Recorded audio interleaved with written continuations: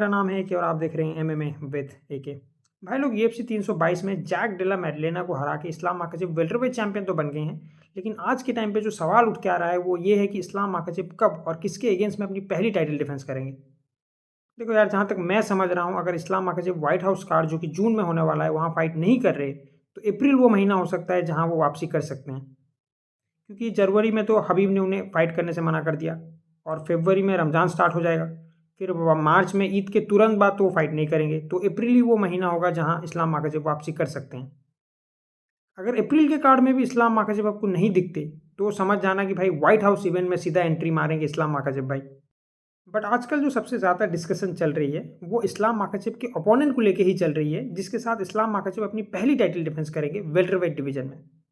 And आप shock मत हो जाना, लेकिन लिस्ट के सबसे ऊपर जो नाम है वो है former welterweight champion Nigerian nightmare Kamaru Usman का। एंड इसमें सबसे बड़ा हाथ इस गंजे का है, अली अब्दुल अजीज। ये इस्लाम माखाचेव और कमारू उस्मान का कॉमन मैनेजर है, और इसको हल्के में मत लो भाई। जस्टिन गेजी को टाइटल शॉट दिला दिया इस बंदे ने, बहुत कनेक्शन है इसके। और इस टाइम पे जोरों शोरों से कमारू उस्मान वर्सेस इस्लाम माखाचेव की फाइट पुश करने में लगा हुआ है ये यूएफसी के अंदर। एंड कमारू उस्मान भाई तो तब से इस फाइट को प्रमोट करने की कोशिश कर रहे हैं जब शायद इस्लाम माखाचेव चैंपियन भी नहीं बने थे। एंड जो सबसे डिसअपॉइंटिंग बात है वो ये है कि जब से इस्लाम माखाचेव चैंपियन बने हैं वो भी इसी फाइट को प्रमोट करने में लगे हुए हैं। दूसरे कंटेंडर को भाई ये एक्नॉलेज भी नहीं कर रहे, और इनके हिसाब से जो इनके लिए टफेस्ट अपोनेंट है इस टाइम वो कमारू उस्मान है, और जो सबसे ज़्यादा डिजर्विंग है वो भी कमारू उस्मान है। और कमारू उस्मान इस टाइम पे बाकी सारे वेल्टरवेट कंटेंडर्स को हरा सकते हैं, ऐसा इस्लाम माखाचेव का कहना है। एंड एक तरीके से भाई लोगों के दिमाग में ये सारी चीज़ें ज़बरदस्ती डालने का प्रयास किया जा रहा है। ज़बरदस्ती एक अनडिजर्विंग फाइट को डिजर्विंग बोल बोल के प्रमोट करने की कोशिश की जा रही है। एंड लोग इस चीज़ से बिल्कुल भी खुश नहीं है, और होना भी नहीं चाहिए। एक तरफ आप बोलते हो what does this title represent, it means you are best in the world. If you are best in the world it doesn't matter who is going to be standing across you. What do I say? No, never, let's do this.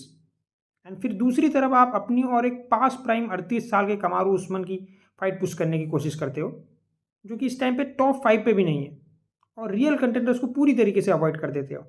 That doesn't make any sense at all. अब कुछ लोग बोलेंगे कि आप इस्लाम को कटघरे में क्यों खड़ा कर रहे हो। इसमें इस्लाम माखाचेव क्या कर सकते हैं? उनको तो जो यूएफसी फाइट देगी वो तो वही करेंगे ना। I don't think so. मुझे नहीं लगता कि इतने मजबूर होंगे Islam Makhachev. I mean he is not only A champion but a 2 division champion and a legend of the sports. And आज के टाइम पे ही is the biggest UFC superstar among the active fighters. तो definitely वो इतना power तो hold करते हैं कि अपनी फाइट्स अपने कंडीशन पे पिक कर पाएँ। एंड ऐसा भी सिनारियो नहीं है कि यूएफसी को ये फाइट चाहिए ही चाहिए। इट्स नॉट लाइक कमारू उस्मान जो हैं वो लेजिट नंबर 1 कंटेंडर हैं और बहुत ज़्यादा हाइप में हैं, एंड सारे लोग ये फाइट देखना चाहते हैं, और यूएफसी जो है इस्लाम को प्रेशर कर रही है कि यही फाइट आपको करनी पड़ेगी। Not at all. इनफैक्ट इसका पूरी तरीके से ऑपोजिट सिनारियो है। Kamaru Usman is the 8th rank contender, जो कि अपनी पिछली 4 फाइट में से एक ही फाइट जीते हैं, और अपने प्राइम से काफ़ी दूर आ चुके हैं वो, और कोई भी लोग ये फाइट आज के टाइम पे देखना नहीं चाहते। फिर भी अगर मैं एक पल को मान लेता हूँ कि इस्लाम माखाचेव के हाथ में कोई डिसीजन नहीं है, यूएफसी जो फाइट्स उन्हें देगी वो उसको लड़ लेंगे। Completely understood, right? I mean अभी हमने देखा कि मोब्सार एबलॉय और लेरॉन मर्फी जैसे अनडिफीटेड बीस्ट फेदरवेट डिवीजन में होते हुए डियागो लोपेज को रीमैच मिल गया वोल्कानोस्की के अगेंस्ट में फॉर द फेदरवेट चैंपियनशिप। और इसमें वोल्क को हम दोस्त भी नहीं दे सकते। एज ए चैंपियन उनको यूएफसी ने जो ओपोनेंट दिया उससे वो फाइट करने के लिए तैयार हो गए। लेकिन डिफरेंस ये है कि वोल्क ये फाइट ज़बरदस्ती हमको पुश नहीं कर रहे थे। ये नहीं बोल रहे थे कि नहीं नहीं मेरे लिए तो डियागो लोपेज ही सबसे ज़्यादा टफेस्ट ओपोनेंट है। इनफैक्ट वो तो लेरॉन मर्फी और मोब्सार एबलॉय के साथ अपनी फाइट करना चाहते थे, और कई बार उन्होंने फाइट करने की बात भी करी है। और फाइट बुक होने के बाद भी वोल्क ने बोला कि मोब्सार एबलॉय और Lerone Murphy deserve this more than Diego Lopes. And ये होती है एक ट्रू चैंपियन की निशानी। As a champion it's your responsibility to at least acknowledge the rightful contender. लेकिन इस्लाम माखाचेव क्या कर रहे हैं? इसका पूरा ही ऑपोजिट कर रहे हैं। जबरदस्ती उस्मान को toughest opponent, most deserving contender बनाने में तुले हुए हैं, जबकि आज के टाइम पे ये एक सफ़ेद झूठ है। एंड मुझे तो लगता है कि ये जो गंजा है ना अली अब्दुल अजीज, इसने इस्लाम के भी दिमाग में ये फाइट को बहुत ज़्यादा पुश किया है। और मैं कोई कमारू उस्मान को हेट नहीं करता, मैं इस चीज़ को भी एक्नॉलेज करता हूँ that he is a tough opponent for Islam Makhachev. And आपको पता है आज भी बहुत सारे लोग मानते हैं कि दो इस time कमारू Usman out of top 5 हैं एंड अपनी पिछली 4 फाइट में सिर्फ एक ही फाइट जीते हैं, but still he is the toughest opponent for Islam Makhachev. But I hope कि आप समझ रहे हो that being the toughest opponent for the champion and being the most deserving contender is two completely different thing. तो मैं थोड़ा आपको simply समझाने का कोशिश करता हूँ। इस टाइम आपके जो वेल्टरवेट चैंपियन हैं वो हैं इस्लाम माखाचेव, एंड उनके जो पॉसिबल ओपोनेंट्स हैं मैंने उनको 3 कैटेगरीज में डिवाइड कर दिया है। पहला है स्टाइलिस्टिकली टफेस्ट ओपोनेंट, दूसरा है हाई रिस्की ओपोनेंट, एंड तीसरा है most deserving opponent in the division right now. पहले कैटेगरी में मैंने रखा है साफकात राखमानोव, देन कमारू उस्मान। दूसरे कैटेगरी में मैंने रखा है Michael Morales, then Carlos Prates, and third category में मैंने रखा है इयन गैरिगो। तो गैरी से ही शुरू करते हैं। Most reliable fighter of this division, काफ़ी ज़्यादा एक्टिव रहते हैं, time to time short notice fight लड़ी है और उसे जीता भी है, and just beat the former welterweight champion Belal Muhammad. तो उनसे ज़्यादा डिजर्विंग कोई भी नहीं है इस टाइम डिवीजन में। लेकिन stylistically he is not a tough opponent for Islam Makhachev, ना ही वो एक हाई रिस्की नॉकआउट आर्टिस्ट हैं। जो हाल जेडीएम का इस्लाम माखाचेव ने किया वो डिट्टो हाल वो इयन गैरी का कर सकते हैं। इनफैक्ट मुझे लगता है उससे बुरा हाल कर देंगे। दूसरे कैटेगरी में आते हैं जहां मैंने मोरालिस और प्राटेस को रखा है। ये दोनों हाई रिस्की नॉकआउट आर्टिस्ट हैं, एंड मोरालिस को प्राटेस के ऊपर मैंने इसलिए रखा है क्योंकि Michael Morales is a genetic freak, is very big for welterweight, and basically वो एक यंग अनडिफीटेड मॉन्स्टर है वेल्टरवेट डिवीजन के अंदर। एंड इस्लाम माखाचेव के लिए डिस्टेंस क्लोज करना एंड टेक डाउन शूट करना बहुत ही डिफिकल्ट होगा against Michael Morales. And most importantly he just beat Shawn ब्रेडी, जो कि नंबर 1 कंटेंडर थे वेल्टरवेट डिवीजन में। सो टेक्निकली मोरालिस एक हाई रिस्की कंटेंडर होने के साथ साथ एक डिजर्विंग कंटेंडर भी है। एंड प्राटेस के हाथ में तो हेल की पावर है। जिस तरीके से उन्होंने लियोन एडवर्ड को नॉकआउट किया, it just shows that he can knockout anybody in this division. But stylistically ये दोनों इस्लाम माखाचेव को ज़्यादा प्रॉब्लम नहीं दे पाएंगे, बिकॉज इनका जो ओनली वे ऑफ विनिंग है is by knocking out Islam Makhachev. लेकिन अगर ये नॉकआउट नहीं कर पाए इस्लाम माखाचेव को, तो Islam Makhachev will take them into deep waters and finish them there. Islam का प्रेशर, उनकी wrestling will be too much for both of them. Now finally पहले कैटेगरी के ऊपर आते हैं, stylistically toughest opponent for Islam Makhachev, and यहाँ मैंने रखा है साफकात नोमाड राखमानोव को। He is the guy that has all the tools to beat Islam Makhachev.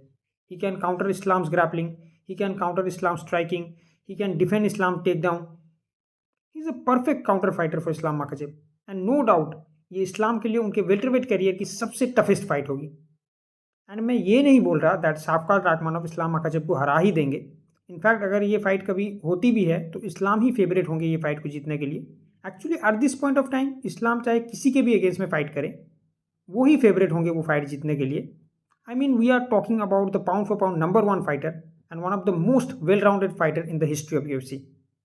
इस्लाम की रेसलिंग, इस्लाम का प्रेशर, इस्लाम का पोजिशनल कंट्रोल, इस्लाम के चोक्स, इस्लाम की फाइट IQ एंड उनकी चैंपियनशिप एक्सपीरियंस आज के टाइम में किसी भी ओपोनेंट को हराने के लिए काफ़ी है, इंक्लूडिंग साफकात राखमानोव।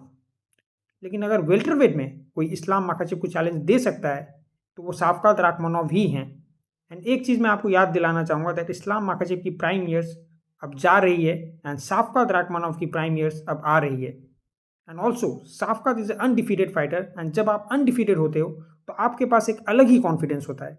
बट स्टिल मैंने साफकात को मोस्ट डिजर्विंग में नहीं रखा, बिकॉज लास्ट फाइट उन्होंने दिसंबर 2024 में करी थी। उसके बाद टाइटल फाइट से उन्होंने पुल आउट भी किया ड्यू टू इंजुरी, एंड अब तक वो वापसी ही नहीं कर पाए हैं।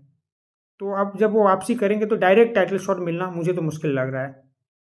एंड जो दूसरा नाम है इस कैटेगरी में वो है Kamaru Usman. High level wrestling and grappling, 5 round cardio, decent striking, good takedown defence, championship experience and high fight IQ। Overall one of the most well rounded fighter in the welterweight division. But उम्र हो चुकी है 38 साल और घुटने दे चुके हैं जवाब। और अगर इस्लाम की फाइट रमज़ान महीने के बाद होती है तो उस टाइम 39 साल के हो चुके होंगे Kamaru Usman. Every single day he is getting older. उनके रिफ्लेक्सेस वीक हो रहे हैं, उनकी कार्डियो डिप कर रही है, उनके पंचेस स्लो हो रहे हैं, उनकी विल पावर ख़त्म हो रही है। अगर कमारू उस्मान अपने प्राइम में होते तो मैं definitely Kamaru Usman versus Islam Makhachev का फाइट देखना चाहता। एंड ट्रस्ट मी, इस फाइट के अंदर highest quality of mixed martial arts का डिस्प्ले हमको देखने को मिलता।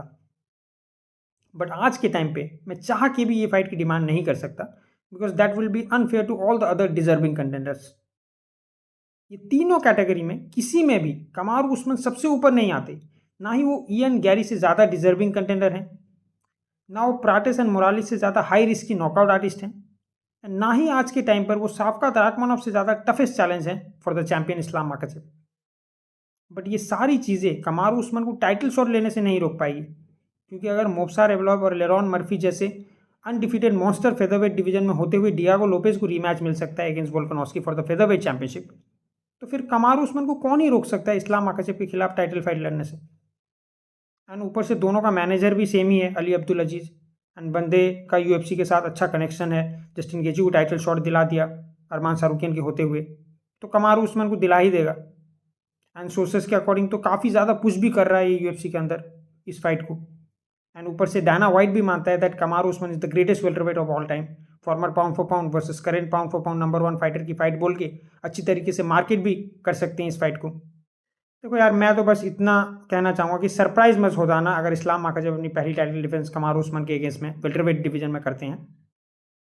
लेकिन अगर आप मुझसे मेरा ओपिनियन पूछेंगे कि कौन सा फाइट मैं देखना चाहता हूँ वेल्टरवेट डिवीजन में, तो my answer will be Islam Makhachev versus Shavkat Rakhmonov और Islam Makhachev versus Michael Morales. बाकी मेरी गट फीलिंग तो कह रही है कि इस्लाम माकाचेव और कमारू उस्मान की ही फाइट हमको देखने को मिलेगी 2026 में। बाकी आपको क्या लगता है, आप अपना ओपिनियन कमेंट सेक्शन में लिख के जरूर जा सकते हैं। अगर वीडियो को यहाँ तक दिखा है तो एक लाइक तो बनता है, एंड चैनल को सब्सक्राइब करके जरूर जाना, क्योंकि ये साल खत्म होने से पहले पहले हम 50 सब्सक्राइबर का मार्क अचीव करना चाहते हैं। तो ठीक है, फिर हम मिलेंगे अगली वीडियो में, तब तक के लिए बाय।